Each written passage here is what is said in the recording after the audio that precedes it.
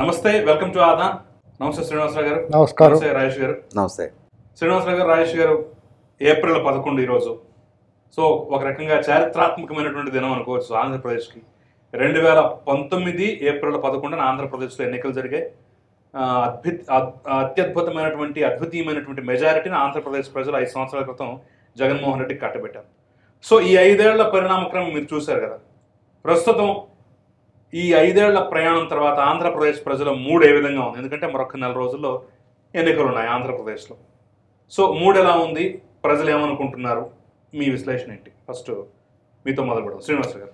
గత 2019 ఎన్నికలప్పుడు ఇదే రోజు బెంగళూరు నుంచి, మద్రాసు నుంచి, ఇలా ఇక్కడ హైదరాబాద్ నుంచి ఆంధ్ర తొంభల కింద బస్సులు ఎక్కి, ట్రైన్లు ఎక్కి, రకరకాల తెలుగుదేశం వాళ్ళు అయితే మాకు బస్సులు ఇవ్వట్లేదు సరిగ్గా, కేసీఆర్ ఇబ్బంది పెట్టేస్తున్నాడు, వీళ్ళందరూ వచ్చేస్తున్నారు, పొలమని వచ్చేస్తున్నారు, మనకే హెత్తరు ఓట్లు అనుకున్నారు వాళ్ళంతా అనుకున్నారు కదా. అయితే ఆ బస్సులో వచ్చి వాళ్ళు కూడా విక్టరీ సింబల్ చూపించుకోరు కొంతమంది, బెంగళూరు నుంచి వచ్చి. తర్వాత మేము ఎలక్షన్ అయిన తర్వాత ఒకసారి అనంతపూర్ కియా మోటార్స్ ఎదురుకుండా ఒక డాబా ఉంటుంది, హోటల్ ఆన్ ది వే వెళ్తే అక్కడ భోజనం చేసాం. ఫలితాలు రాకన్నా ముందు ఎలక్షన్ అయిన తర్వాత ఫలితాలకి మధ్యలో గ్యాప్లో మేము ఏదో ఊరు వెళ్తే మేము కూర్కి అక్కడికి వెళ్తున్నాం, మా ఫ్రెండ్స్ అంతా వెళ్తున్నాడు, భోజనం ఆగాం. ఆగితే అక్కడ మాతో పాటు డ్రైవర్లు భోంచేస్తున్నారు, వాల్వో బస్సులు డ్రైవర్లు, బెంగళూరు ఆంధ్ర అనంతపురం బస్సులు.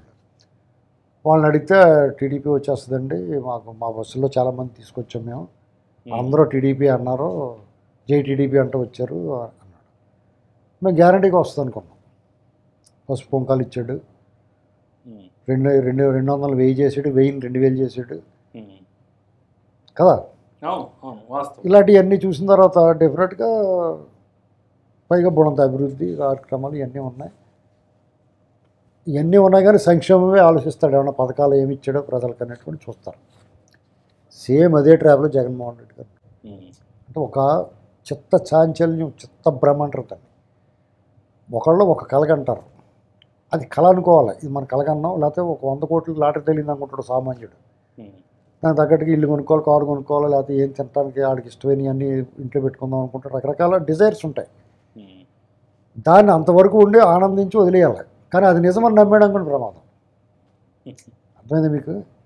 ఇప్పుడు కొంతమందికి కొన్ని ఊహలు ఉంటాయి, ఆడు మాట్లాడుకుంటాడు, రోడ్డు మీద వెళ్ళిపోతుంటాడు చూడండి. ఇదివరకు ఈ బ్లూటూత్లు రానప్పుడు కూడా మాట్లాడుకుంటూ పోయేవారు రోడ్డు మీద. అంటే ఆడేదో అనుకుంటాడు, ఆ సంభాషణ చేస్తూ ఉంటాడు అన్నమాట. దాన్ని నిజమనుకుంటే అది వ్యాధి. అంతవరకు ఎంజాయ్ చేసి వాడు ఊహ, దాన్ని అంతవరకు ఎంజాయ్ చేసి వదిలేసి మళ్ళీ నార్మల్గా ఉండడం కూడా అది వ్యాధి కాదు. ఇప్పుడు ఆ వ్యాధికి గురయ్యారు వాళ్ళు. అవ్వాతాతలు, అమ్మ ఒడులు, వీటి మీద, ఇది కేవలం వీటి మీదే బేస్ అయ్యాడు. డెఫినెట్గా పథకాలు డబ్బులు పంపకం మీదే బేస్ అవుతే ఏ రాజకీయ పార్టీ అయినా డిజాస్టర్ అయిపోతుంది. ఒక మనిషి నీకు ఊరికనే పెడుతున్నా కానీ నీకు ఊరికనే పెడతాడు ఎక్కడో చోట ఏదోటి, అక్కడ నీ పక్కన మోచేతితో పొడుతా, సూదులతో బ్లేడ్లు ఇచ్చి కోస్తా, నువ్వు లోపలికి వెళ్ళడానికి 100 రూపాయలు తీసుకుంటా, అక్కడ లోపల ఫ్రీగానే పెడతాడు కానీ లోపలికి వెళ్ళడానికి డబ్బులు తీసుకుంటా, వెళ్ళినోడిని కొడతా ఉంటే నువ్వు తినేసి రాగలవు అక్కడ ఫ్రీగా పెడితే మాత్రం. ఆంధ్రప్రదేశ్ పరిస్థితి అదే. అక్కడ ప్రజల మూడ్ ఎలా ఉందంటే వీడు ఎప్పుడు పోతాడు రా బాబు అని చూస్తున్నారు. ఇది సారాంశం చెప్పేసాను, దాని విశ్లేషణ చెప్తాను తర్వాత రాజేష్ గారు చెప్పిన తర్వాత. రాజేష్ గారు, మీ అభిప్రాయం ఏంటి? ఎందుకంటే మీరు కూడా ఈ 5 సంవత్సరాల్లో చాలా ప్లేస్లకు తిరిగారు. ఇప్పుడు ఎలక్షన్ నోటిఫికేషన్ వచ్చిన దగ్గర నుంచి కూడా నేను ఎప్పుడు ఫోన్ చేసినా కానీ ఒకరోజు ఇక్కడ ఉంటే ఒకరోజు ఖచ్చితంగా ఏ గుంటూరులోనో మరో చోట తిరుగుతూనే ఉన్నారు, ప్రజల అభిప్రాయం తెలుసుకుంటూనే ఉన్నారు కదా. What is the present mood of Andhra Pradesh? ఇక్కడ 2 అంశాలు కీలకంగా చర్చించాలి. 2019లో జగన్మోహన్ రెడ్డి గారికి అంతటి ఘన విజయం కట్టబెట్టడానికి ప్రధానంగా దారితీసిన పరిస్థితులు, పరిణామాలేంటి అంటే ప్రజలని తనకు అంతటి అనుకూలంగా మలుచుకోవడానికి జగన్మోహన్ రెడ్డి గారు ఏం వ్యూహాలు పన్నారు, ప్రజలకి ఏం వాగ్దానాలు చేశారు, ప్రజలు ఏ వాగ్దానాలని నమ్మి జగన్మోహన్ రెడ్డి గారికి అంతటి విజయం కట్టబెట్టారు. ఎందుకంటే ఇవాళ పాలకుడుగా ఆయన పనితీరు గురించి మనం చర్చించాలి అని అంటే మళ్ళీ ఎన్నికలకు వెళ్తున్న సందర్భంగా ప్రజలు కీలకంగా చర్చించే అంశాలేంటి, పరిశీలించే అంశాలేంటి? 2019 ఎన్నికలకు ముందు ఈయన చేసిన వాగ్దానాలను ఏ స్థాయిలో నెరవేర్చారు?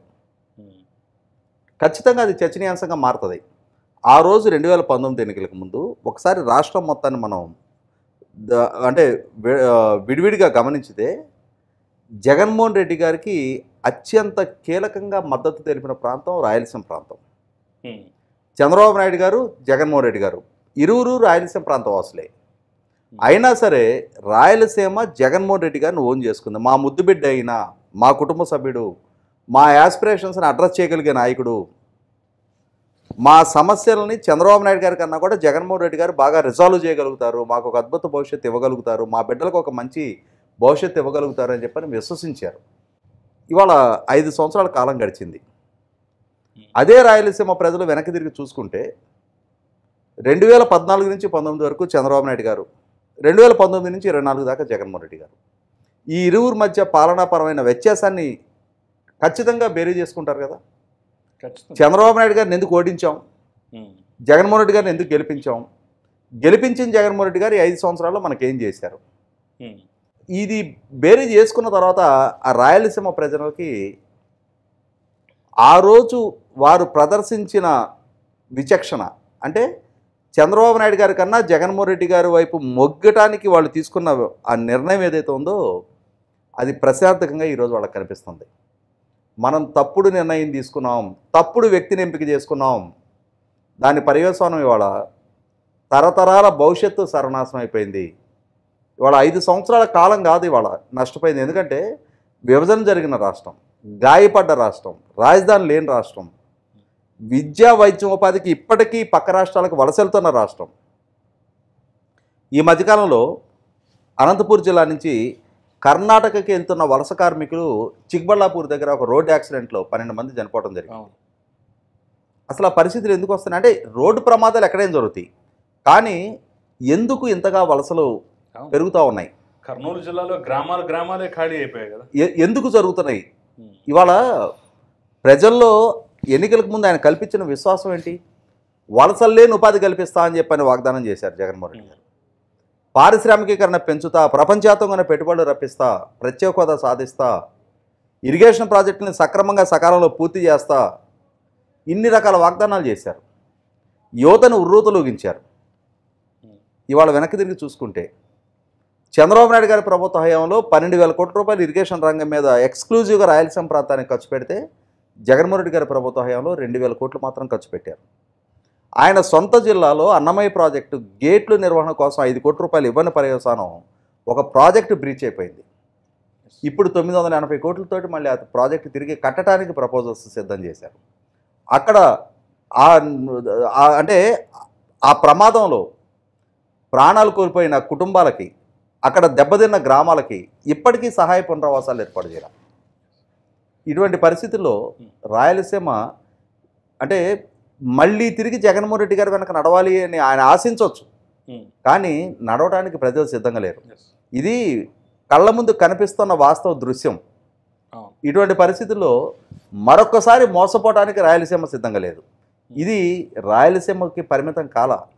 మనం ఆంధ్రప్రదేశ్లో మిగతా కోస్తా ప్రాంతానికి కొడతాం. ఇంతకుముందు మా శ్రీనివాసరావు గారు చెప్పినట్టుగా మీరు లాస్ట్ ఎన్నికలకు ఏం జరిగిందో చెప్పారు. కేవలం సంక్షేమం మాత్రమే నమ్ముకుంటే గెలుపు పొందలేని పరిస్థితి ఏ పార్టీకైనా ఉంటుంది. ఇప్పుడు జగన్మోహన్ రెడ్డి దానికి అతీతుడు కాదని కూడా అన్నారు. నేను విశ్లేషణ కూడా ఇస్తానన్నారు.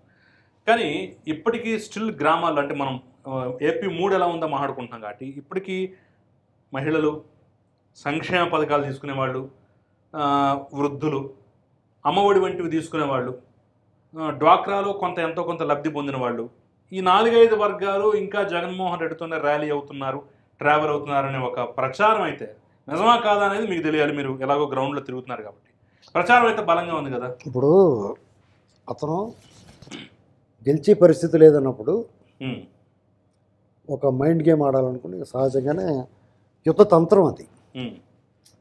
ఇప్పుడు యుద్ధంలో అనేక తంత్రాలు ఉంటాయి, అనేక వ్యూహాలు ఉంటాయి. అందులో మైండ్ గేమ్ అనేటువంటిది ఒక వ్యూహం. అలాగా మళ్ళీ అతనే వస్తాడు, ఈ పథకాలు తీసుకున్న వాళ్ళందరూ అవాతాతలు ఓటేసేస్తారు అనేటువంటి దాన్ని స్ప్రెడ్ చేస్తూ ఉంటారు. ఫిడేల మీద లాగి అలాగ వస్తాడరా చెప్పరా అంటే చెప్పరు సమాధానం. అర్థమైంది మీకు? అంటే ఎవడో ప్రశ్నించడు కాబట్టి అలాగా వాళ్ళు ఎవరు చెప్పుకుని వాళ్ళు ఎవరో ఇద్దరు మాట్లాడుకున్నట్టు మాట్లాడించుకుని పోతారన్నమాట. ఇది ఒక వ్యూహం. అయితే మీరు గమనించాల్సింది ఏంటంటే 2019లో జగన్మోహన్ రెడ్డి గారు విజయాన్ని సహకరించిన అంశాలు ఏంటి, ఎవరెవరు ఏ వర్గాలు సహకరించినాయి, ఇప్పుడు ఆయా వర్గాలు అతనితో ఉన్నాయా లేదా. ఒకటి, ఉపాధ్యాయులు ఉద్యోగులు క్లియర్గా ఓపెన్గా ఉద్యోగులు చెప్పాడు. ఉద్యోగ సంఘ నాయకుడు అంత లావున్నా కూడా చెప్పాడు. ఏమన్నాడు? 2 చేతులతో గుద్దేమన్నాడు. అన్నాడా లేదా? అన్నాడు. ఇప్పుడు గుద్దుతారా? వాళ్ళు తొక్కి నారలాగా తోలు తీసేస్తాను సిద్ధంగా ఉన్నారు. ఎందుకంటే వాళ్ళు సిపిఎస్ రద్దు దగ్గర మాత్రమే కాకుండా 1వ తారీఖు జీతాలు అనేటువంటి చూసి అన్నాళ్ళయింది వాళ్ళు. మీరు ఏమైనా చేయండి, 1వ తారీఖు జీతం పడకపోతే ఆ ప్రాణం పోయినట్టు ఉంటుంది. ఇప్పుడు లంచాలకు సంపాదించి అందరికీ లంచాలు రావు కదా, అందరూ అవినీతి పనులు ఉంటారు కదా. 10% ఉంటారు చీడపురుగులు, 90% ఆ జీతం డబ్బుల మీద ఆ జీతం రాళ్ళతోటే పొందుతారు. ఇలాగా ఆ వర్గాన్ని వివిధ కారణాల వల్ల దూరం చేసినట్టు. ఎందుకంటే వాళ్ళు గొంతు నొక్కారు, కనీసం వాళ్ళు మాట చెప్పుకోవడం లేకుండా ఆ నాయకులు కొనిపాడేసి ఆ వెంకటరామరెడ్డి ఎవడో ఉన్నాడు, అది ఏకంగా పార్టీలో చేరిపోతే బాగుండేది. ఈ ఉద్యోగ సంఘాల నాయకుల కింద ఉద్యోగ సంఘాల నాయకులు ఉద్యోగుల మీద ప్రభావం చూపలేరంటారు. ఖచ్చితంగా చూపరండి. అలా అయితే మరి అశోక్ బాబుకి ఏం తక్కువ కూడా, వీళ్ళందరినీ ఎందుకు లైన్లు తీసుకోలేదు, 2 చేతులతో ఎందుకు వేయించేటి ఓట్లు. కానీ ఉద్యోగుల మీద ఒక అపప్రద ఉంది కదా, మీకు తెలిసే ఉంటుంది. లాస్ట్ టైం పోస్టల్ బ్యాలెట్లని ఎంతగా అమ్ముకున్నారు ఒక్కొక్కళ్ళు అనేది కూడా కొంతమంది లెక్కలతో సహా చెప్పారు. అవునవును, తీసుకోవటం వీళ్ళకి ఇచ్చేస్తే వీళ్ళే గుద్దేసుకొని వీళ్ళే పంపించేవాళ్ళు అనేటటువంటి పూర్తి స్థాయిలో సహకరించారు. లాస్ట్ ఎన్నికల్లో పోస్టల్ బ్యాలెట్లు అమ్మేసుకుంటామో లేకపోతే వాళ్ళకి అప్పచెప్పేయటమే కాకుండా వాళ్ళు కూడా ఇప్పుడు బూత్కి ఒక్కొక్క నియోజకవర్గానికి 200 బూత్లు ఉంటాయి యావరేజ్ని.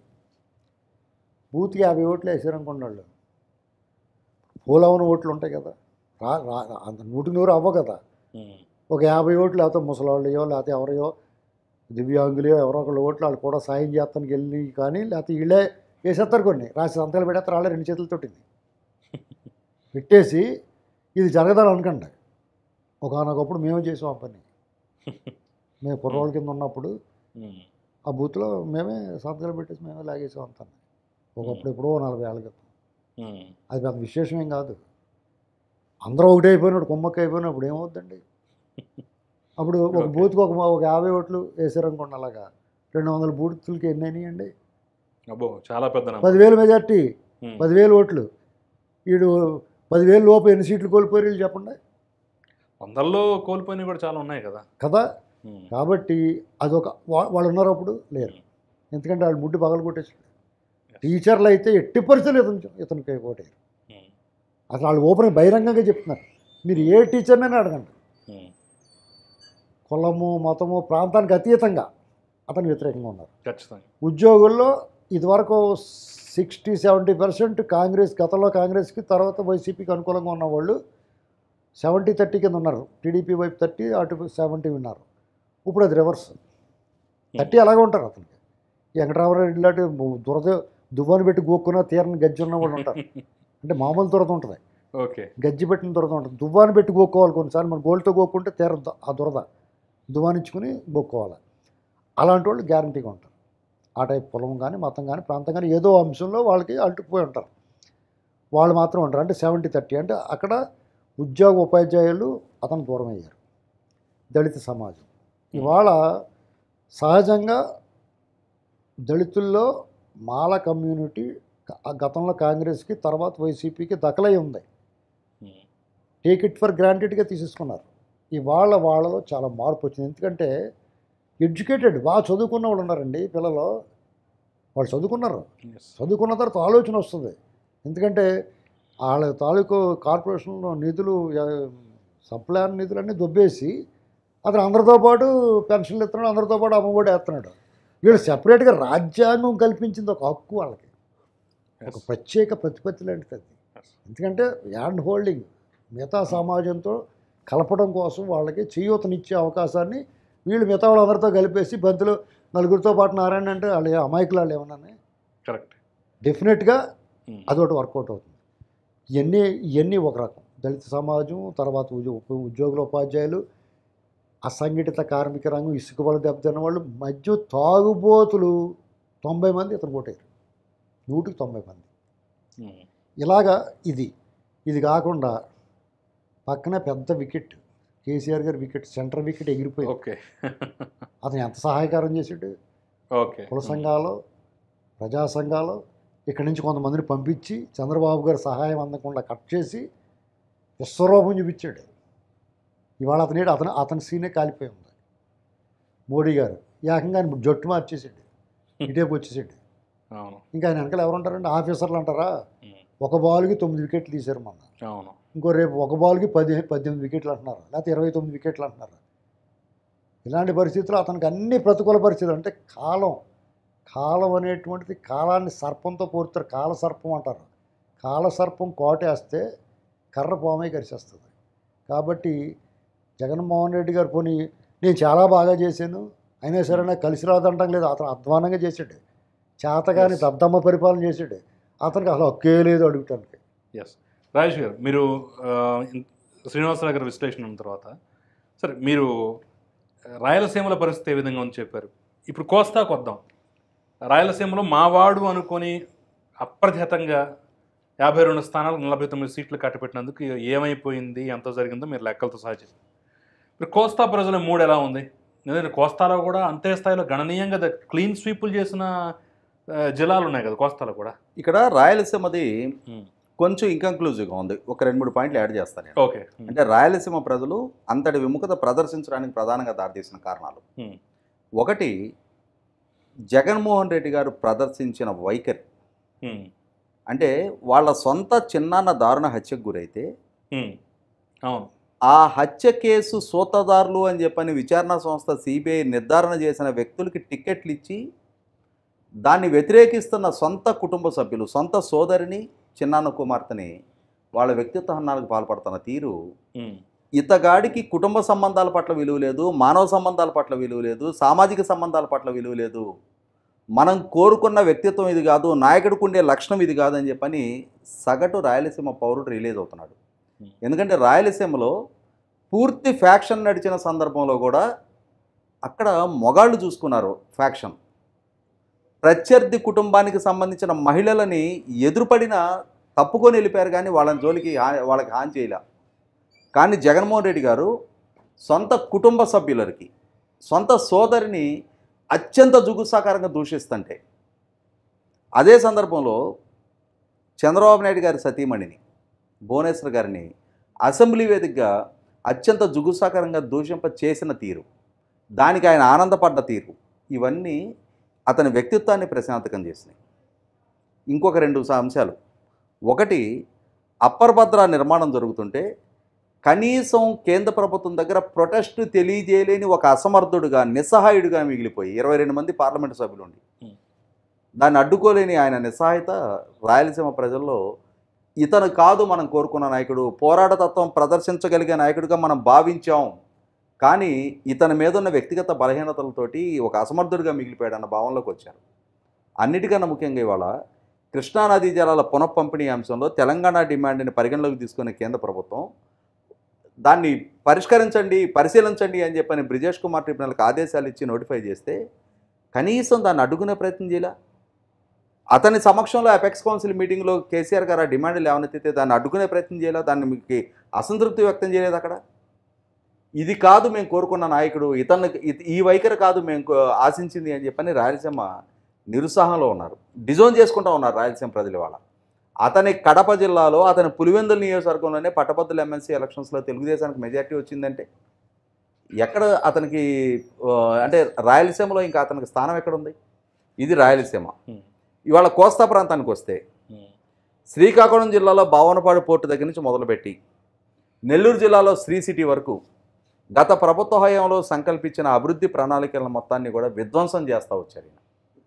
రివర్స్ టెండర్ల పేరిట సక్రమంగా నిర్మాణం జరుగుతున్న పోలవరం ప్రాజెక్టుని కుంటుపడే విధంగా చేసి, అమరావతి నిర్మాణాన్ని అస్తవ్యస్తం పాలు చేసి, ఇవాళ కోస్తాలో అభివృద్ధి అనేది మచ్చుకు కూడా కనపడిన పరిస్థితి.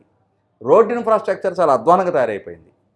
అన్నిటికన్నా ముఖ్యంగా రాష్ట్ర విభజన జరిగిన నాడు చంద్రబాబు నాయుడు గారి ప్రభుత్వ హయాంలో రాబోయే 5 సంవత్సరాలు 10 సంవత్సరాల తర్వాత మన దగ్గర నుంచి వలసలు ఉండవు, అవసరమైతే రివర్స్ మైగ్రేషన్ ఉంటుందని ఆశించిన ఆంధ్ర ప్రాంత పల్లెల్లో ఇవాళ మళ్ళీ తిరిగి ఆ వలసల బాటే పట్టాల్సిన దుస్థితి. అన్నిటికన్నా ముఖ్యంగా ఇవాళ కృష్ణా డెల్టా నాకు తెలిసి 1880 దశకంలో 1850 దశకంలో ధవళేశ్వరం ఆనకట్ట తర్వాత కృష్ణా ఆనకట్టని సరాదర్ కాటన్ గారు కట్టడం జరిగింది. ఆనాడు స్థిరీకరణ జరిగిన ఆనకట్ట కృష్ణా ఆనాడు స్థిరీకరణ జరిగిన ఆయకట్ట కృష్ణా వెస్టర్న్ డెల్టా.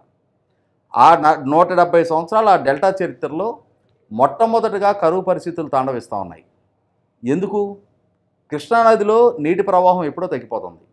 దాన్ని పసిగట్టే చంద్రబాబు నాయుడు గారు పట్టిసీమ నిర్మాణం చేశారు.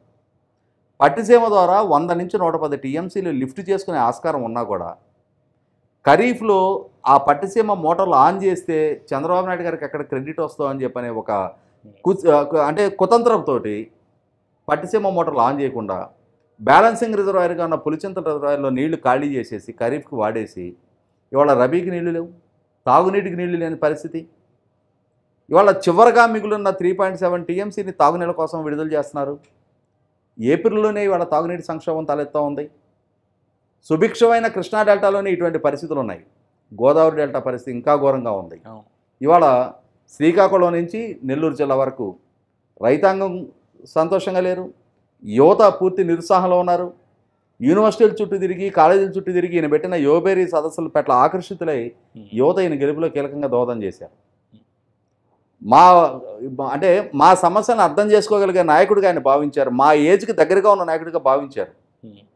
చంద్రబాబు నాయుడు గారి కంటే 22 సంవత్సరాల వయసులో చిన్నాడయ్యి ఉండేటప్పటికీ ఇతన్ని కొత్త జనరేషను యాస్పిరేషన్స్ని అడ్రస్ చేయగలిగే నాయకుడిగా భావించారు. కానీ వాళ్ళ ఒక్కసారి 5 సంవత్సరాల తర్వాత వెనక్కి తిరిగి చూసుకుంటే రాజధాని అంటే ఎక్కడ వేసిన గొంగళి అక్కడే అన్నట్టు ఉంది.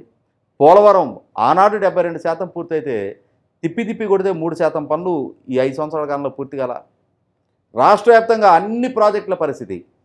ఇవాళ రీసెంట్గా వెలుగొండ టన్నెలు జాతికి అంకితం చేస్తున్నా అని చెప్తున్నాడు. ఆ టన్నెలు పూర్తయ్యి ఆ ప్రాజెక్టు ఫలాలు అందాలి అని అంటే ఇంకొక 3,500 కోట్లు ఖర్చు పెట్టాలి, ఇంకొక 2 సంవత్సరాల కాలం పట్టుద్ది. అంటే మభ్యపెట్టి మసిపూసి మారాడికే చేసి ప్రజల్లో ఎన్నికల సందర్భంగా ఎమోషనల్గా తనకి అనుకూలంగా మలుచుకునే ప్రయత్నం చేస్తున్నాడు. ప్రజలంతా అమాయకుల రాజకీయ చైతన్యం కలిగిన కోస్తా ప్రాంతంలో ఇటువంటి మాయమాటలు ఎల్లకాలం నమ్ముతారా? పాలకుడిగా ఆయన పనితీరేంటి అనేది వాళ్ళు పరిశీలించి వస్తున్నారు. ఏ అంశంలో ఈయన పురోగతి సాధించాడు? ఇవాళ ఆర్థికంగా రాష్ట్రాన్ని ఎక్కడి నుంచి ఎక్కడికి దిగజారిపోయింది.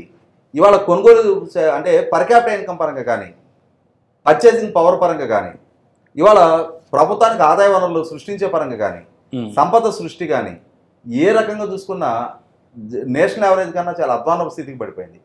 దక్షిణాదిలో లోయెస్ట్ పర్ క్యాపిటల్ ఇన్కమ్. ఇవాళ పక్క రాష్ట్రాల కంటే 10 రూపాయలు ఎక్కువగా పెట్రోల్ డీజిల్ కొనాల్సిన పరిస్థితులు. 8 సార్లు కరెంటు బిల్లు పెరిగింది, 3 సార్లు ఆర్టీసీ ఛార్జీలు పెరిగినాయి. ఇంటి పన్ను ప్రతి సంవత్సరం 15% పెరుగుతూ ఉంది. చెత్త పన్ను ఇంపోజ్ చేస్తూ ఉన్నారు. రిజిస్ట్రేషన్ ఛార్జీలు పెరిగినాయి. రేషన్ సరుకుల ధరలు కూడా పెరిగినాయి. నిత్యావసరాల ధరలు అయితే ఇవాళ సామాన్యుడి ఆదాయానికి ఖర్చుకి పొంతలేని పరిస్థితులు ఉత్పన్నమవుతూ ఉన్నాయి. ఇటువంటి పరిస్థితుల్లో జగన్మోహన్ రెడ్డి గారిని అంటే ఈ 2019 ఎన్నికలకు ముందు ఆయన చేసిన వాగ్దానాలు బాధుడే బాధుడు అని చెప్పని చంద్రబాబు నాయుడు గారి ప్రభుత్వ హయాంలో ఒక్కసారి కూడా బిల్లులు పెంచకపోయినా కూడా వాళ్ళ మీద విరుచుకుపడ్డాడు. ఇవాళ ఈయన పరిపాలనలోకి వచ్చిన తర్వాత ఉచితంగా అందుతున్న ఇసుక పాలసీని రద్దు చేసి ఇవాళ రాష్ట్ర వ్యాప్తంగా ప్రకృతి వనరుల మొత్తాన్ని లూటీ చేస్తా ప్రతి ప్రకృతి వనరుని శ్రీకాకుళం నుంచి చిత్తూరు జిల్లా వరకు ఉన్న ప్రతి మైనింగ్ రిజర్వ్స్ని అడ్డగోలుగా లక్షల కోట్ల రూపాయలు దోపిడీ చేస్తా, మద్యపాన నిషేధం చేస్తానని మహిళలకు వాగ్దానం చేసిన ఆయన. శ్రీనివాసరావు గారు ప్రస్తావించినట్టుగానే ఉద్యోగ సంఘాలకి మెరుగైన పీఆర్సీ ఇస్తా, క్రమం తప్పకుండా డిఏలు ఇస్తా, మీకు సిపిఎస్ రద్దు చేస్తా, పోలీసులకు వారాంతపు సెలవులు ఇస్తా అని చెప్పని వాగ్దానం చేసిన ఆయన ఏ ఒక్క వాగ్దానం నెరవేర్చిన పర్యవసానం ఇవాళ ప్రధానంగా యువత, మహిళలు, దళితులు, ఉద్యోగులు చాలా ఆవేదనతో ఉన్నారు. ఇటువంటి నాయకుడిని కాదు, ఇటువంటి పరిపాలన కాదు మనం కోరుకున్నది, మనకు చేసిన వాగ్దానాలు వేరు, ఇవాళ పాలనాపరంగా అమలు జరుగుతున్నది వేరు అన్న భావంలో ప్రజలు ఉన్నారు. ఇటువంటి పరిస్థితుల్లో ఇంకొక ప్రధానమైన వర్గం రైతాంగం. ఇవాళ రైతాంగం వ్యవసాయం సంక్షోభంలో ఇరుక్కుంది. జగన్మోహన్ రెడ్డి గారి అసమర్థత కారణంగా 2021 ఖరీఫ్కి, 2022 ఖరీఫ్కి, 2022 ఖరీఫ్కి, 2023 ఖరీఫ్ నాటికి ఇవాళ కాంప్లెక్స్ ఎరువుల్లో వస్తున్న వ్యత్యాసాలు. ఇవాళ జగన్మోహన్ రెడ్డి గారి పరిపాలన హయాంలో ప్రతి ఖరీఫ్ పంట చేతికి అందే టైంలో ముంచుకొస్తున్న అకాల వర్షాల కారణంగా, అన్నిటికన్నా ముఖ్యంగా ఈ సంవత్సరం ముంచుకొస్తున్న కరువుని అంచనా వెయ్యలేని జగన్మోహన్ రెడ్డి గారు 460 మండలాల్లో కరువు పరిస్థితులు తాండవిస్తుంటే కేవలం 103 మండలాలకు మాత్రం కరువు మండలాలుగా ప్రకటించారు. ఎందుకు అంటే అక్కడ కూడా ఫాల్స్ ఇగో.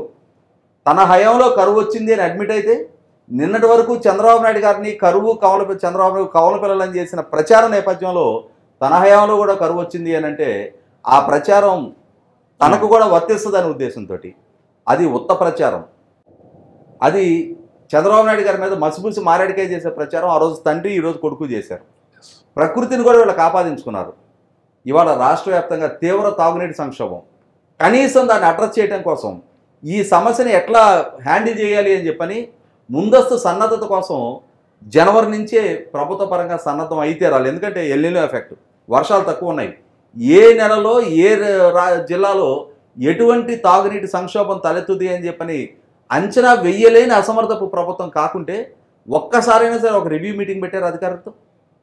సమీక్షా సమావేశం కన్సర్న్ మినిస్టర్స్తో కానీ శాసనసభ్యులతో కానీ స్థానిక ప్రజాప్రతినిధులతో కానీ మీ సమస్య ఏంటి, మీ గ్రామాల్లో నీటి రిసోర్స్ ఎంత ఉన్నాయి, మీరు ఏ విధంగా హ్యాండిల్ చేయాలనుకుంటున్నారు, మీకు దగ్గరగా వాటర్ సప్లైయింగ్ పాయింట్స్ ఎక్కడ ఉన్నాయి, మీకు ట్యాంకర్స్ ఎన్ని కావాల్సి వస్తుంది, ఈ సన్నద్ధత ఎక్కడైనా ఓ రివ్యూ మీటింగ్ ఎక్కడైనా చూసాం మనం? ఎంతసేపటికి ఎన్నికలు ఎన్నికలు ఎన్నికలు, ప్రతిపక్షాల మీద ఏ విధంగా తప్పుడు ప్రచారం చేయాలి, తప్పుడు పోస్టులు పెట్టాలి, ప్రజల్ని వక్రీకరించే సమాచారంతో ఎట్లా బోల్తా కొట్టించాలని చెప్పిన ప్రయత్నాలు. ప్రజలు ఎల్లకాలం బోల్తా పట్టడానికి సిద్ధంగా లేరు. 2019లో ఈ బోల్తా కొట్టించిన సమాచార ప్రభావంతో ఈయన అడిగిన ఒక ఛాన్స్ ఆయనకి ఇచ్చారు. ఇవాళ ప్రజలకి అనుభవపూర్వకంగా ఆయన పాలన అనేది కళ్ళ ముందు కనిపిస్తుంది. తమ జీవితాల మీద ప్రభావం కనిపిస్తుంది. తమ బిడ్డల భవిష్యత్తు దిగజారిందా మెరుగుపడిందా అనేది ప్రజలు స్పష్టంగా అర్థమవుతుంది. ఉపాధి అవకాశాలు పెరిగినాయా లేదా, పారిశ్రామికీకరణ పెరిగిందా లేదా, తమ ఆస్తుల విలువ పెరిగిందా లేదా, శాంతి భద్రతలు కాపాడబడ్డాయా లేదా, వీటినన్నింటినీ ప్రజలు పరిగణలోకి తీసుకుంటారు. వీటినన్నింటినీ పరిగణలోకి తీసుకుంటారు కాబట్టి ఇవాళ శ్రీకాకుళం జిల్లా నుంచి అనంతపురం జిల్లా దాకా ప్రతి జిల్లాలో కూడా జగన్మోహన్ రెడ్డి గారికి 2019 నాడు కొన్ని జిల్లాల్లో తెలుగుదేశం పార్టీ బోణి కూడా చేయాల. ముఖ్యంగా రాయలసీమ ప్రాంతంలో 52 స్థానాలను రాయలసీమలో 49 జగన్మోహన్ రెడ్డి గారికి రావడం జరిగింది. కడప కర్నూలు జిల్లాలో తెలుగుదేశం పార్టీ బోణి చేయాల, నెల్లూరు జిల్లాలో బోణి చేయాల. అలాగే మీకు విజయనగరం జిల్లాలో కూడా తెలుగుదేశం పార్టీకి కనీసం మాత్రం ఒక్క సీటు కూడా రాలా. ఇవాళ ఇదే పరిస్థితి జగన్మోహన్ రెడ్డి గారికి చాలా జిల్లాల్లో ఎదురుగానుంది. ముఖ్యంగా ఆయన కుటుంబ సభ్యులు ఇవాళ రోడ్డెక్కి వాళ్ళు వ్యక్తం చేస్తున్న ఆవేదన పర్యవసానం కడప జిల్లాలో కూడా ప్రతికూల పరిస్థితులు జగన్మోహన్ రెడ్డి గారు ఎదుర్కోబోతున్నారు. ఇది ప్రస్తుతం ఆంధ్రప్రదేశ్లో ఉన్న మూడ్ ఆఫ్ ఏపీ. ఆంధ్రప్రదేశ్ ప్రజల పల్స్ ఇది. దీన్ని వక్రీకరిస్తా రకరకాల సర్వే సంస్థలు ఇప్పటికీ కూడా కిరాయి సంస్థలు జగన్మోహన్ రెడ్డి గారికి ఇంకా మొమెంటం పెరుగుతూ ఉంది. ఇంకా జగన్మోహన్ రెడ్డి గారికి అనుకూలంగా ప్రజలు తీర్పుకోవడానికి సిద్ధంగా ఉన్నారని చెప్పని ప్రజల్ని మ్యానిపులేట్ చేసే ప్రయత్నాలు చేస్తున్నా అసలు సిసలు సగటు ఆంధ్ర పౌరుడు ఎప్పుడు మే 13 వస్తుందా, ఎప్పుడు ఈ భారాన్ని దింపుకోవాలని ఎదురు చూస్తూ ఉన్నది వాస్తవం. ఫైనల్గా మీరేం చెప్తారు? ఇప్పుడు ఇంకా నెల రోజులు పైనే ఉంది కాబట్టి ఇప్పటి వరకు ఉన్నటువంటి మూడ్ ఏంటో రాజేష్ గారు క్లియర్గా ఎక్స్ప్లెయిన్ చేశారు. ఈ నెల రోజుల్లో ఉన్న మూడు అటు ఇటు మారే ఛాన్స్ ఉందంటారా? ఏమండి, ఎలా మారుద్దండి? ఇప్పుడు జగన్మోహన్ రెడ్డి గారు గతంలో ఎవరున్నారో ఇప్పుడు వాళ్ళు కూడా లేరని చెప్పాం. అవును కదా, నిజంగా ఎవరు లేరు కదా వాళ్ళు. గత ఎన్నికల్లో జగన్మోహన్ రెడ్డి గారు వైసీపీకి టీడీపీకి మధ్య వ్యత్యాసం 30 లక్షల ఓట్లు. దానికే ల్యాండ్ స్లైడ్ విక్టరీ వచ్చిందండి. ఇప్పుడు ఆయనకి ఈ వర్గాలన్నీ దూరం అయితే మహిళలు, ఇప్పుడు అతను మోసాలు చూడండి. ఆయనకున్న ఆయన ఏం చెప్పుకుంటాడు, నా క్రెడిబిలిటీ మాట తప్పను మడమ తిప్పనని చెప్పుకుంటాడు. అమరావతి విషయంలో మోసం చేశాడు, పోలవరం విషయంలో మోసం చేశాడు, సిపిఎస్ రద్దు విషయంలో మోసం చేయడం, మద్యపాన నిషేధం చేస్తానని ఓట్లు ఎడుతాను, మద్యపాన నిషేధం చేస్తేనే ఓట్లు ఎడుతాను, అది మోసం చేశాడు. ఇక ప్రజలు ఏ రకంగా నమ్ముతారు? ఇప్పుడు ఇతనిలో ఉన్న క్రెడిబిలిటీ కూడా వాళ్ళ నాయకులే వాళ్ళకి కూడా లేరు. ఇప్పుడు ఇందాక రాజేష్ గారు చెప్పినట్టు కిరాయి మోకలతోటి కిరాయి సర్వేలు వేయించుకుంటున్నాడు. ఆ తాత్కాలికమే. ఇప్పుడు ముంజేతికి అంకడానికి అవసరం అండి. ఇప్పుడు మీకు సర్వే కావాలా, అక్కడ ఏం జరుగుతుందో తెలుసుకోవాలంటే మ్యాటర్ ఏంటంటే జగన్మోహన్ రెడ్డి గారు అన్ని విషయాల్లోనూ ఫెయిల్ అయ్యాడు, డిజాస్టర్ అయిపోయాడు. అతను మాట తిప్పుకునే వంచున అవాతాతలో అది కూడా రివర్స్ అయింది, బూమరాంగ్ అయింది. ఇప్పుడు ఎలక్షన్ కమిషను వాలంటీర్లు వద్దండి. వద్దన్నప్పుడు వేరే స్టాఫ్ లేరా? ఇన్నాళ్ళలో వాలంటీర్లే ఉన్నారా? ఈ దేశం ఇప్పుడు ఈ రాష్ట్రం ఏర్పడిన కాడించింది సచివాలయ ఉద్యోగులు ఉన్నారు కదా, వాళ్ళ చేత ఇప్పుడు రెవెన్యూ ఉన్నారు, టీచర్లు ఉన్నారు, వాళ్ళందరినీ నువ్వు వైన్ షాపుల దగ్గర కూడా కాపలు పెట్టావు, సినిమా థియేటర్ల దగ్గర రెవెన్యూ సిబ్బందిని పంపించావు, వీళ్ళకి పెన్షన్లు ఇవ్వడానికి నువ్వు చేయలేవా? అదే ఆలోచిస్తున్నారు వాళ్ళు. వీళ్ళు ఏమనుకుంటున్నారో చంద్రబాబు మీద తోస్తాం కదా అనుకుంటారు. కాదు, ఇప్పుడు ఎవడైనా ఏం ఆలోచిస్తాడు, నీ పని కావాలా, నువ్వు ఇవ్వకపోతే నువ్వు ఇవి అంటారు. అక్కడ ఇవ్వాలి కదా, నువ్వు ఎవడొకటి ఇవ్వాలి కదా అన్న ఆలోచన వచ్చింది వాళ్ళకి. పైగా ఇది పులి మేక ఆట అంటే రాజకీయం. జగన్మోహన్ రెడ్డి ఒక రాజకీయ దురంధరితోటి ఆడుతున్నాడు ఆట, ఫౌల్ గేమే ఆడుతున్నాడు, ఆయన ఫేర్ గేమ్ ఆడుతున్నాడు. అయినా సరే ఇతన్ని కదలకుండా కట్టేసాడు, పులి మేక ఆటలో బంధించినట్టు బంధించేసాడు. ఇప్పుడు ఆయన సైన్యము బలము బలగము అనుకున్న వాళ్ళ వాలంటీర్లు ఉన్నారు కదా, వాళ్ళకి 10,000 ఇస్తాను, మీరు సరిగ్గా పనిచేయండి, మీలో బాగా చదువుకున్న వాళ్ళకి వేరే ఉపాధి అవకాశాలు కల్పిస్తాం, దీనికి అర్హత ఉన్న వాళ్ళు ఇందులో పని చేసుకుందరు, కానీ మీరు పర్ఫెక్ట్గా పనిచేయండి, న్యూట్రల్గా పనిచేయండి, తప్పులు చేయకండి, కేసులు పెట్టించుకోకండి, మీ భవిష్యత్తు పాడైపోతుంది, మంచి మాట చెప్తున్నాడు. సగం మంది అని అంటారు కదా, అందరూ వినకపోయినా. ఇప్పుడు అవ్వాతాతలో పెన్షన్ ఉన్నాడు, ఆయన 200 నుంచి 2,000 చేసింది చంద్రబాబు అని నమ్ముతారు కదా వాళ్ళు, ఎందుకంటే వాళ్ళు 5 ఏళ్ళు పాటు అనుభవించారు. ఇప్పుడు 2,000 3,000 చేస్తున్నాడు, ముక్కి మూలుగా 5 ఏళ్ళు పట్టింది. ఈ 4,000 చేస్తాను, పైగా ఈ 3 నెలలు ఏప్రిల్ మే జూన్ ఈ 3 నెలది కూడా మీకు ఒకసారి జూలై నెలలో ఫస్ట్గా 7,000 ఇచ్చేస్తాను. వాళ్ళు నిప్ప. ఇప్పుడు నేను అందుకనే అంటున్నాను, సంక్షేమం అనేటువంటి గతంలో ఉంది, ఇప్పుడు ఉంటుంది, రేపు ఉంటుంది. కాబట్టి అది పెద్ద మెటీరియల్ కాదు. అది తప్పితే అతను ఏమీ లేదు, అది కూడా సరిగ్గా చేయలేదు. మొన్న 6 నెలల క్రితం నొక్కిన బటన్ డబ్బులు వాళ్ళకి అన్నట్లకన్నా ముఖ్యంగా రైతు వారి చాలామంది రూరల్ ఏరియాలో బాగుంది, ఆ మహిళలు వీళ్ళు వేస్తారు. రైతు వారి అండి, బడుగు బలహీన వర్గాలే రైతులు. ఇప్పుడు మీకు దొరలో పెత్తందారులు భూస్వాములు ఎవరు లేడు ఇప్పుడు, తెలుసా మీకు? అందరూ కూడా బడుగు బలహీన వర్గాలే, 2 ఎకరాలు 3 ఎకరాలు 4 ఎకరాలు వీళ్ళే రైతులు ఆంధ్రప్రదేశ్లో. లేదా వాళ్ళే కౌలు చేసుకుంటున్నారు, ఎవడన్నా 10 ఎకరాలు కొడితే 20 ఎకరాలు కొడితే వాళ్ళే కౌలు చేసుకుంటున్నారు. వాళ్ళందరికీ ఎలా కొట్టాడు చెప్ప, కోస్తా డెల్టాలో వరి పండించే చోట గతంలో చంద్రబాబు నాయుడు గారి హయాంలో వాళ్ళు ధాన్యం కళ్ళల్లో కొనుక్కెళ్ళి డబ్బులు అన్నీ పడేసేవారు, అకౌంట్లో పడిపోయి ఎలా పడాలనుకుంటాను. లేదా రైస్ మిల్లర్లకి వాళ్ళు రిలీజ్ చేసేటప్పుడు రైస్ మిల్లర్ అన్నీ డబ్బు ఇచ్చేసేవారు. వీళ్ళకి రైతుకు ఇతనున్న పరిస్థితిలో ఇన్సూరెన్స్ లేదు పంటలకి, నానా సంకలు నాకి పండిస్తాడు కష్టపడి, లోన్లని పురుగు మందులని అన్నీ పెరిగిపోయినాయి. ఏం చెప్పండి, విత్తనాలు పెరిగిపోయినాయి, పురుగు మందులు అన్నీ, ఎరువులు పెరిగిపోయినాయి. సరే మొత్తం ఏదో రకంగా పండిస్తే తుఫాను కాటు, దాంట్లో కనీస సాయం ఉండదు, అసలు అంచనాయే వేయడు. అంచనా ఎత్త డబ్బులు ఇవ్వాలనేమో అంచనా ఎత్త మానేస్తారు. ఇది అయిపోయిన తర్వాత దాన్ని కూడా దాటుకుని వాసూలు చేసి ధాన్యం తెచ్చుకుని అమ్మితే అవి కొనివాడు ఉండడం. ఆ కొనుగోలు కేంద్రాన్ని తీసుకెళ్లాలంటే వాళ్ళు చెప్పిన వెహికల్ తీసుకెళ్ళాలి, వాళ్ళు ఎప్పుడు చెప్తే అప్పుడు ఇవ్వాలి. ఈ కిరాయి కూడా ఊరుకుంటాడా? నువ్వు ఇవాళ మధ్యాహ్నానికి దింపేస్తానని చెప్పి కిరాయి పెట్టుకెళ్తావు, ఎల్లుండి దాకా ఉండాలంటే 3 రోజులు డబ్బు ఎవడిస్తాడు? ఇలాగా నలిపేశారు వాళ్ళని. ఇవన్నీ దాటుకుని వాళ్ళకి ధాన్యం అమ్మేసి వస్తాడండి, వాళ్ళు డబ్బులు ఎప్పుడు ఇస్తారో తెలియదు. మరి ఇతను అప్పులు చేసినోడు, కూలోళ్ళు, రకరకాల వాళ్ళు, అతని వేధింపులు ఉంటాయి కదా, కౌలు కట్టాలి. ఇన్ని పరిస్థితుల్లో రైతు నడుము విరిగిపోయిందండి. ఇది చాలా పెద్ద దెబ్బ. జగన్మోహన్ రెడ్డికి రైతు వారీగా ఒక్క ఓటు పడదు, ఒక్కటంటే ఒక్క ఓటు పడదు.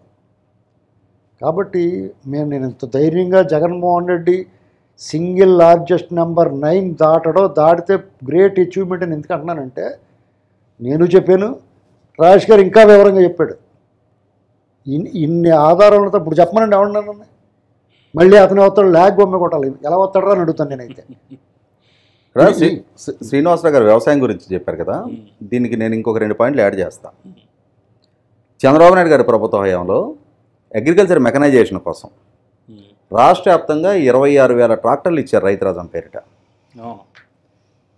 అవి కాకుండా హార్వెస్టర్లు ఇచ్చారు, రోటవేటర్లు ఇచ్చారు, బేలర్లు ఇచ్చారు, తైవాన్ స్ప్రేయర్లు ఇచ్చారు, మల్చింగ్ షీట్లు ఇచ్చారు.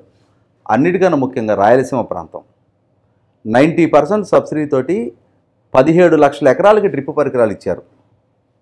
జగన్మోహన్ రెడ్డి గారి ప్రభుత్వ హయాంలో అత్యంత ఘోరమైన పరిస్థితి. ఇవాళ రాష్ట్ర వ్యాప్తంగా అగ్రికల్చర్ మెకనైజేషను రైతు భరోసా కేంద్రానికి 1 యూనిట్, అది కూడా 15 లక్షల రూపాయలు సబ్సిడీ అమౌంట్ ఫిక్స్డ్. ఆ 15 లక్షల రూపాయల సబ్సిడీకి ఏ పరికరాలు వస్తే ఆ పరికరాల వరకే. ఆ రోజేమో అన్లిమిటెడ్గా ఎంతమంది రైతులు డిమాండ్ ఉంటే అంతమంది రైతులకి ఆ రోజు డిపార్ట్మెంట్ ఆఫ్ హార్టికల్చర్ నుంచి ఎక్విప్మెంట్ ప్రొవైడ్ చేస్తే ఈ ప్రభుత్వం ఏమో రైతు భరోసా కేంద్రానికి 15 లక్షలు సబ్సిడీ. 15 లక్షలు సబ్సిడీ అంటే క్లాస్ అనే కంపెనీది హార్వెస్టర్ ఉంటుంది, దానికి ఒక్కదానికి 17 లక్షలు సబ్సిడీ పే చేయాలి. అంటే ఒక హార్వెస్టర్కి ఇచ్చే సబ్సిడీ ఒక రైతు భరోసా కేంద్రానికి ఇచ్చి రైతులకి ఏమి అగ్రికల్చర్ మెకనైజేషన్ అందించారు? రాయలసీమ ప్రాంతానికి సబ్సిడీ మీద డ్రిప్ పరికరాలు ఎక్కడ అందించారు? 17 లక్షల ఎకరాలు ఆ ప్రభుత్వం అందిస్తే 5 సంవత్సరాల పాటు దాన్ని నిర్లక్ష్యం చేసి ఈ సంవత్సరం 2 లక్షల ఎకరాలకు ఇచ్చారు. ఆ రాయలసీమ ప్రజలు కదా ఈయన పట్ల నమ్మకం చూపించింది, ఈ కోస్తా రైతాంగం కదా. ఇవాళ రైతాంగం నడ్డి విరిచాడు ఈయన. అంటే ఇవాళ వ్యవసాయ శాఖ మంత్రి ఉన్నాడు కాకాని గోవర్ధన్ రెడ్డి, ఆయనకి దేనికి ఉపయోగపడింది అంటే ఈ అధికారం సోమిరెడ్డి చంద్రమోహన్ రెడ్డి గారు ఈయన మీద నమోదు చేసిన forgery documents case file court room నుంచి కాజేయించుకోవడానికి ఉపయోగపడింది. అది కూడా కుక్కలరిస్తే దొంగల కోర్టులో ఆ కోర్టులోకి వెళ్ళి సూటిగా అంటే రికార్డు రూమ్లోకి వెళ్ళి అక్కడ 3 బీరువాలు ఉంటే దాంట్లో ఆ బీరువా ఇదే ఓపెన్ చేస్తుంది, దాంట్లో కూడా ఈ బ్యాగ్ ఒక్కటే పోద్ది. మీకు ఎలాంటి విచిత్రాలు, అద్భుతమైన విచిత్రాలు జరిగినాయి అంటే ఒక బ్రహ్మంగారి కాలజ్ఞానంలో చెప్పిన విచారం, వేప చెట్టుకి పాలు గారుతాయి ఇలాంటివన్నీ చెప్తారు, తెల్ల కాకులు ఉంటాయని. అలాగే తేనెటీగలు రథాలు తగలబెట్టేయటం, ఉడతలేమో వైర్లు కొరికేయటం, బాత్రూంలో కమోడ్ బయటకు వచ్చి వాళ్ళ బాబాయిని కొట్టేసి మళ్ళీ వెళ్ళిపోయి అక్కడ ఉంటుంది అన్నమాట. ఇలాగే చెప్తారండి. మీకు ఇవన్నీ కాదండి, అతనికి మధ్యతరగతి, దిగువ మధ్యతరగతి, ఎగువ మధ్యతరగతి, సంపన్న వర్గాల్లో భూములు ఉన్నవాళ్ళు, అంటే అడుగు భూమి ఉన్నవాడు కూడా భూమి ఉన్నవాడే, ఒక గజం భూమి ఉన్నవాడు కదా, అందరూ ఈ సమాజంలో ఉన్న అన్ని వర్గాలు కూడా ఇంత దూరమైన రకరకాల కారణాలు. మీకు వీటితో ఏమీ సంబంధం లేకుండా, ఎవరితోటి ఏమీ సంబంధం లేకుండా వాళ్ళు బతికిబోడికి ఇతను చెట్టుని ఎడాపెడా నరికేస్తుంటే ప్రాణం విశ్వసరాడిపోతుంది. పర్యావరణాన్ని ఎంత హాని చేసేస్తున్నాడండి. నదీ గర్భాన్ని తొలిచేసి ఇసుక తీసేస్తున్నాడు. ఫోన్లో చెట్లు నీడగా నిలబడతాం కూడా చెట్టు నరికేస్తున్నాడు. కాబట్టి జగన్మోహన్ రెడ్డికి పాపాలు, శాపాలు, ప్రజల కోపాలు ఇవన్నీ కలిపి అతన్ని 9 సీట్లు దాటి వస్తే అతను భలే వచ్చాడు రా అనుకోవచ్చు. అంతే. నా దర్శనం క్లోజ్.